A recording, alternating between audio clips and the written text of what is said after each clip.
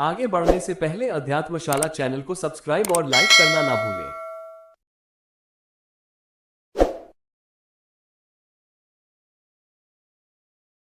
शास्त्र अनुसार ज का अर्थ जन्म का रुक जाना और प का अर्थ पाप का नष्ट हो जाना। किसी शब्द या मंत्र को बार बार उच्चारित करना या मन ही मन दोहराना जपयोग कहलाता है। इसे मंत्र योग भी कहते हैं। जप योग सबसे प्राचीनतम योग है। यह एक चमत्कारिक योग है। इसका असर व्यक्ति के मन और मस्तिष्क पर जबरदस्त पड़ता है। जप योग हर तरह के रोग और शोक को मिटाने की क्षमता रखता है। मंत्र का अर्थ होता है मन को एक तंत्र में बांधना। जब मन एक तंत्र में बंध जाता है तो व्यक्ति मानसिक रूप से शक्तिशाली बन जाता है। जप योग के 3 प्रकार हैं: वाचिक, उपांशु और मानस।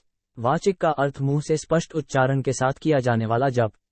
उपांशु का अर्थ मन स्वर से मुंह के अंदर ही किया जाने वाला जप और मानस अर्थात मन ही मन किए जाने वाला जप। मुख्यतः 3 प्रकार के मंत्र होते हैं: 1 वैदिक मंत्र, 2 तांत्रिक मंत्र और 3 शाबर मंत्र। मंत्र नियम: मंत्र साधना में विशेष ध्यान देने वाली बात है मंत्र का सही उच्चारण। दूसरी बात, जिस मंत्र का जप अथवा अनुष्ठान करना है उसका अर्घ्य पहले से लेना चाहिए। मंत्र सिद्धि के लिए आवश्यक है कि मंत्र को गुप्त रखा जाए। प्रतिदिन के जप से ही सिद्धि होती है। किसी विशिष्ट सिद्धि के लिए सूर्य अथवा चंद्र ग्रहण के समय किसी भी नदी में खड़े होकर जप करना चाहिए। इसमें किया गया जप शीघ्र लाभदायक होता है।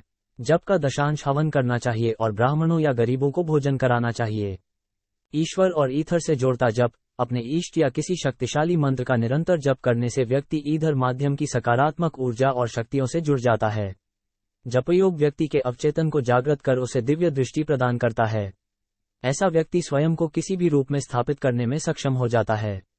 इससे व्यक्ति टेलीपैथिक और परा मनोविज्ञान में पारंगत हो सकता है।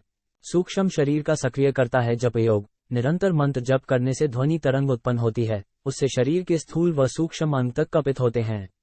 इसके कारण व्यक्ति का सूक्ष्म शरीर सक्रिय होकर शक्तिशाली परिणाम देना प्रारंभ कर देता है। मंत्र शक्ति का चमत्कार: जपयोग के चमत्कार के संबंध में शास्त्रों में ढेर सारे उल्लेख मिलते हैं।